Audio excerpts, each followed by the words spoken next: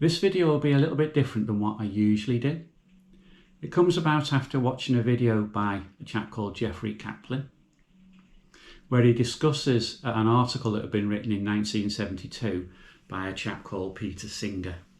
The article was called Famine, Affluence and Morality. Now, I'll give a link to where you can get it from. I'll also give a link to the copy that I have.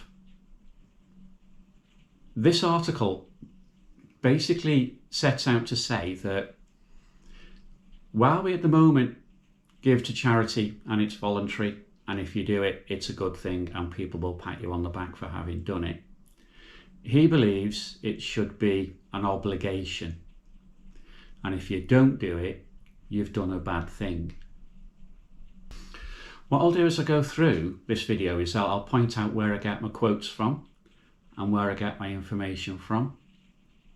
The way that I'll do it is after each quote, I'll put the surname of the author and a number in parenthesis. So it might be Singer 1, Singer 2, Singer 3, for example. And at the end of the video, I'll put a couple of pages up that tell you Singer 1 is called Famine, Affluence and Morality. And I'll tell you where to find it. And I'll do that for each of the things that I've referenced to. But I'll also give the page number that the quote comes from, the paragraph on the page where it comes from, and the line number within the paragraph where it came from. That reference will only work if you use exactly the same article that I used from exactly the same source. If I'm going to refer to a YouTube video, I'll give the name of the channel, the title of the video, I'll give the timestamp for where you'll find what I'm using, and I'll give the length of the video so you can decide if you want to spend the time watching the whole thing or not. Okay, so what I'm not going to do is go through Singer's article paragraph by paragraph, examining all of it. What I'm going to do is just draw out the bits that I think form a pattern and that I might be able to use to say I don't really like his conclusions. So he makes a couple of assumptions. The first assumption that he makes is death by starvation or lack of medical care or shelter is a very bad thing. What he's relating to here is that at the time he was preparing this paper, 1971, there was a crisis in Bengal where 9 million people left the country as refugees and landed in India, but they were starving. And his whole point is that the West did not do enough to help those starving people. So what he's actually saying is that we should be thinking of death by starvation for those people, or lack of shelter or lack of medical care, is a bad thing. That's his first assumption. His second assumption is that if it's in our power to prevent a very bad thing without suffering anything of comparable moral significance ourselves, then we are morally obliged to help. We ought to help. To illustrate how these two assumptions work together, Singer came up with an example, a story, a sort of a thought experiment, if you like. He set up a problem. He said, imagine you walking along a pathway and you're coming past a shallow pond, and in the middle of this shallow pond there's a child thrashing about, in the throes of drowning basically. You can rescue that child, you can paddle out, you can get the child up out the water, you can bring the child back to the edge of the lake, and the child will survive. What it will cost you is ruined shoes and ruined trousers. And what Singer says is this is a very small price to pay to prevent a very bad thing from happening to that child. What he did is he gave this example to his philosophy students, and he asked them if they felt that a person who walked past had done a bad thing. Pretty much everybody agreed that, yeah, you will be doing a bad thing if you walk past that drowning child under those circumstances, if it's only going to cost you dirty clothes and ruined shoes.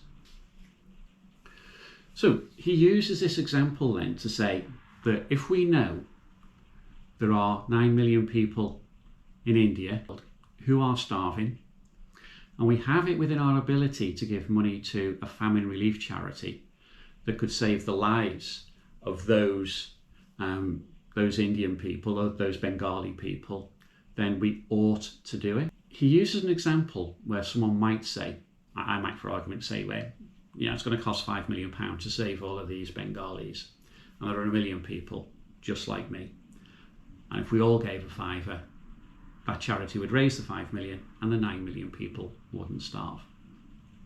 It's a very small amount. It's insignificant, in fact. It's almost as insignificant as having to throw dirty clothes away.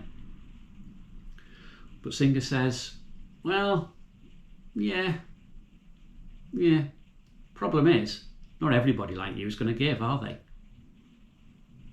And because not everybody like you is going to give, you need to give more than £5. Otherwise, some of those 9 million people are going to starve. So I really need to give more than £5. It deals with an objection whereby if we don't know how many people are going to give, we don't actually know how to give ourselves to ensure that those 9 million Bengalis survive. In fact, it could be some so bad that I have to give so much of my money that I actually can't afford to live myself. I have to give up something of immense importance to me, like food, in order to save those people. Singer says that this only actually comes up if everybody gives simultaneously. So we don't know how many people are going to give. It happens in a single instant and that's it. He says that doesn't really apply. What actually happens is that people give over a period of time. And so people who give late can see how much has already been given and can adjust how much it is that they choose to give to ensure that that target is hit. But he has something important to say here. What he says is that if we gave what we really ought, that can't be worse than everyone doing less than what they ought, or everybody only doing what they reasonably believe that they ought to do. So what he's saying is that there's a level at which I ought to give. And if I gave that amount and everybody else did the same, the outcome would probably be more than enough to save just those Bengalis. And that's a better outcome than an alternative whereby I give less than what I ought and the actual amount that's needed to save those Bengalis is not reached. Or if I choose to give a trivial amount on the basis that if everybody did the same as me, they would all be okay. He says that's also not good enough. So in principle, he wants us to give what we really ought to give. But he hasn't said how much that should be. He does identify two cases. One is a strong case and another is a moderate case. The strong case, he says, is to give up to the point of marginal utility. And what he means by that is that if there's a Bengali to the other side of the world who's starving, we ought to give enough money that would leave us in a situation that's not very much better than his or hers, whereby if we gave, say, an extra £1, we would actually be worse off than the people that we're trying to save. Those words, comparable moral significance, they matter. Because when you get onto his more moderate case, he says that we should give up to the point whereby we're preventing bad occurrences unless we would have to sacrifice something morally significant. Notice the word comparable is not there. Now, he doesn't set out to defend the moderate case at all. He says the strong case is the one that matters and is the one that we should all do. If his argument is correct, he says then that we ought to give our money away, and if we do not give our money away, we are morally bad people. This changes the way in which charity should be seen. It shouldn't be seen as something that we do and get praised for if we do it, but nobody says anything if we don't. It's something that we have to do. We are obligated to do it.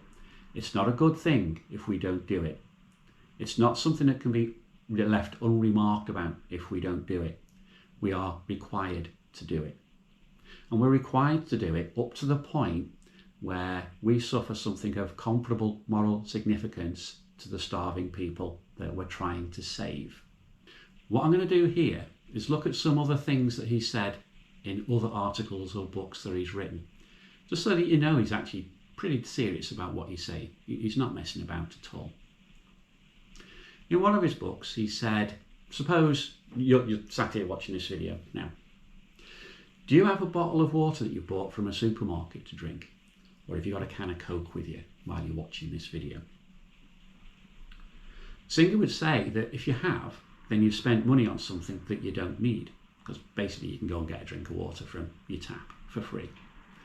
And the money that you spent on that drink could have been put to famine relief.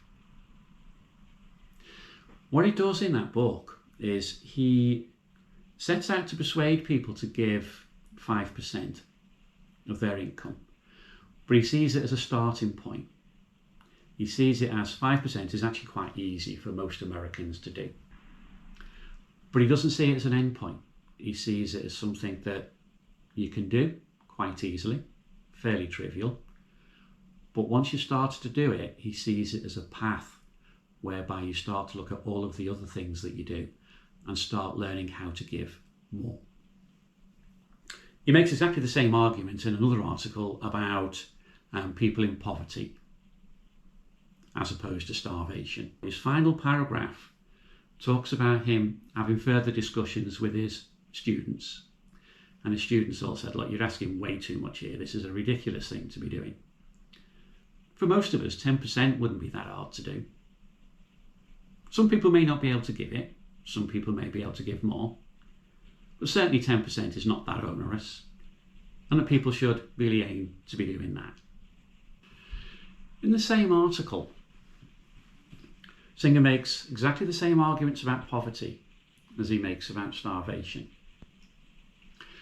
But he draws a conclusion whereby he says, if not saving a life is no different from killing, then we are all murderers.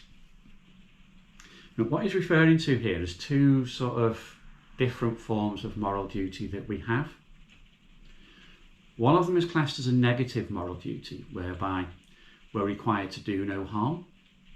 The other is a positive moral duty, where we're required, if we know that someone needs help to stop something bad from happening to them, then we are morally required to help them. So if we know someone is starving in India, and we know that we can do something to stop that, then we have a positive moral duty to do it. And if we don't, basically we've killed those people, and therefore we are all murderers. And this fifth quote, it's actually a lengthy paragraph. I'll leave it up here so you can have a read of it. It'll take you about a minute to read through it. But what he's basically saying is this.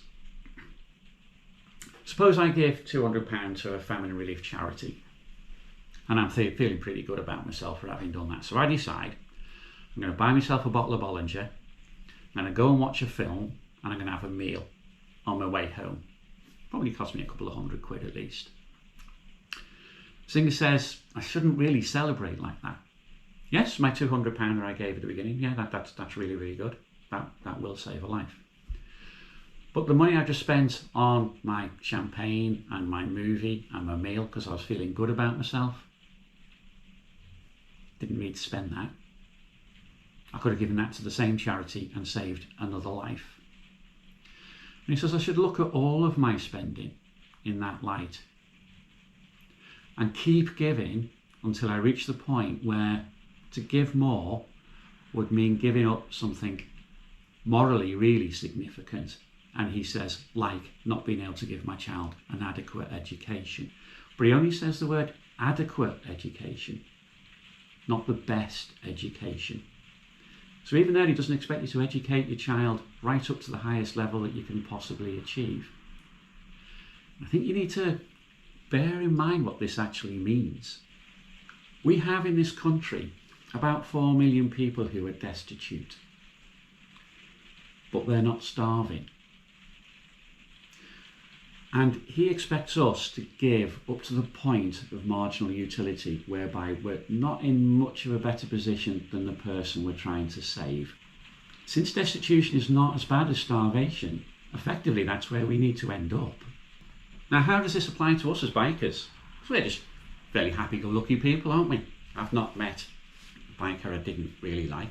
There must be some somewhere, but I've never met one. And we don't, well, we're actually out to kill people or anything like that, are we? We're actually fairly decent. But I've got a motorbike. When I look at it, in the light of what Singer has to say, I was like, no, I paid £1,800 for my bike. It's naff all, really. And when I looked to see how much would a basic commuter bike cost me, I thought, Honda C90 will cost me over 2,000.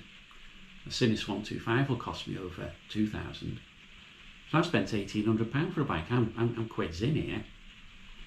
Singer would say to me, Ray, you've got access to a car. You didn't need to spend that £1,800 on that motorbike at all. You could have given that money to a famine relief charity. And because you didn't, you're a really bad person.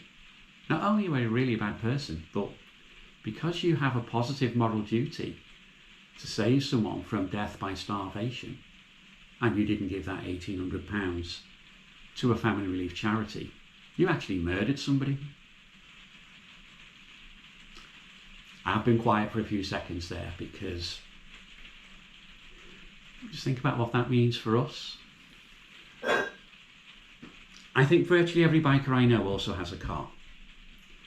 Virtually every biker I know either has done, is doing, or intends to go on holiday on their bike abroad around the continent. Singer would say all of this is wrong. All of this is spending money that we could give to charity to save starving people. And we're not doing it. So we are evil people.